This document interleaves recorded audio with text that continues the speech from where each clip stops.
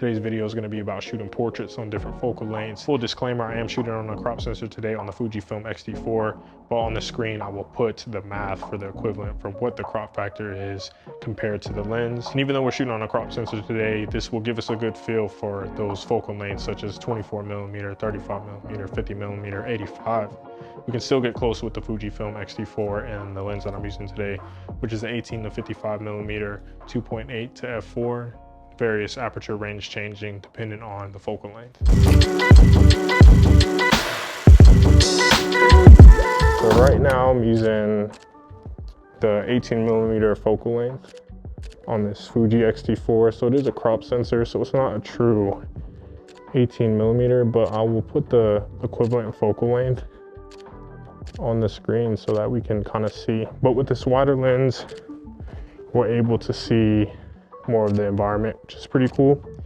Kind of like have this stage environment going on. Come up just a bit right there, and then come over just a little bit that way.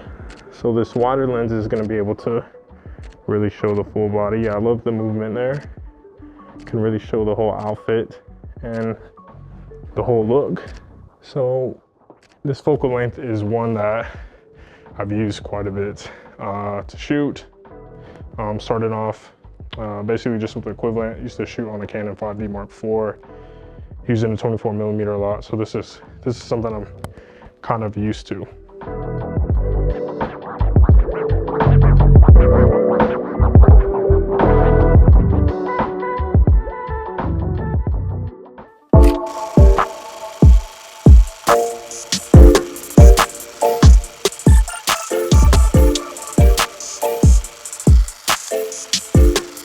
So I'm gonna switch to 23mm now.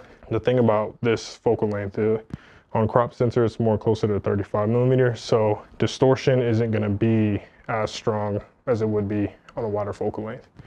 Have people's limbs look a little bit more normal, but it's a good way to elongate people, especially like when you're shooting from a low angle.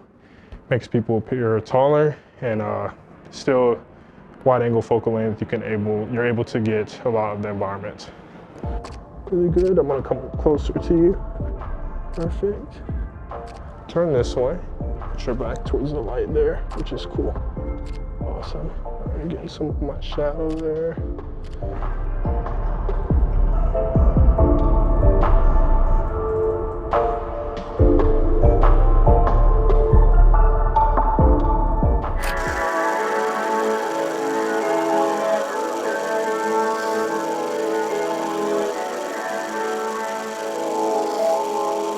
So we're basically gonna move back closer to the curtain. We've shot some wider shots with the 18mm and 23mm. Again, the equivalents will be on the screen for what that means as far as how it's compared to full frame, because we're taking a look at the crop sensor with these focal lengths.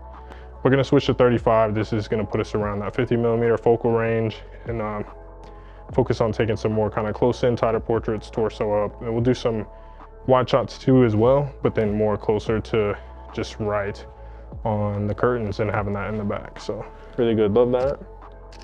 See, and Sarah's great too as well, because she's experienced. She's a amazing model. Good, perfect, awesome. I'm gonna take like a step back and take a few kind of wider ones. And as I'm taking these wider shots, it's actually pretty cool to get the environment too that we're in. Awesome. Really good. Perfect. Yeah, I like that kind of bending forward. Cool, yeah, that's really cool. Okay, let's do that same thing, but like here. Okay. Yeah, it's cool. You can come forward a little bit that way. Yeah, that's good. Awesome. Perfect, love that. Cool, I'm gonna come up closer. Yeah, I love the hands there.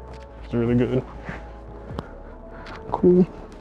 See, the thing about shooting a focal length around 50 or that equivalent, like fuller body, can be a little bit harder at times, especially like if you're in a smaller space. So I'm gonna come up a bit closer here. Cool, really good. Cool, awesome. And we have you like come right here, like just right under the light. Yeah, perfect. Get a bit of contrast there. really cool. So we've got like this side light going on, and this is more towards that 50 range using the 35mm focal length. Focusing more just on kind of like headshot. Gotta watch my shadow here. And then just kind of like torso up, which is really cool. But I'm gonna back up too as well. And then kind of do that.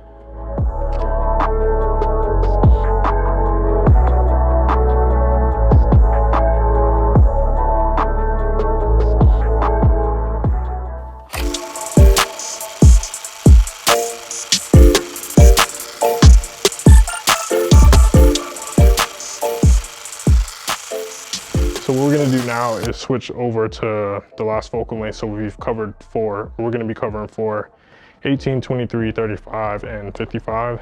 And the 55 will put us around that 85mm focal length on this crop sensor.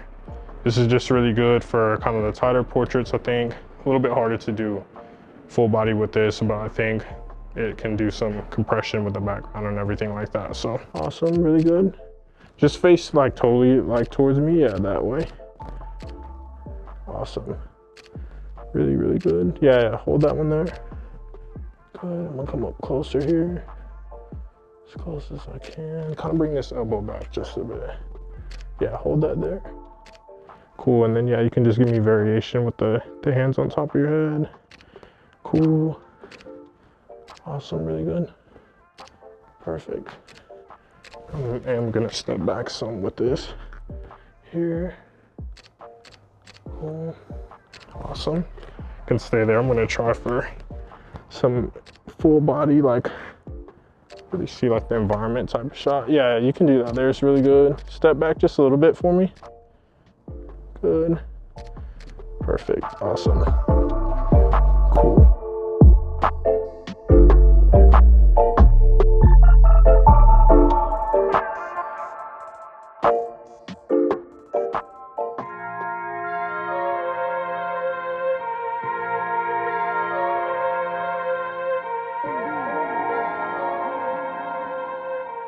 So I think days like today are important, giving me an opportunity to come out and test different focal lengths, even just for myself, to remind myself how these different focal lengths shoot.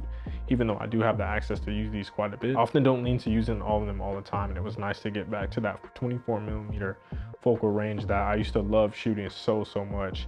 But seeing everything that I can do and just seeing how I can use the environment with these focal length, and you also using my feet to zoom as well. If you're a prime lens user out there, you'll know what I'm talking about. So hopefully today's video can give you a better idea of what you can get from using these different focal lengths.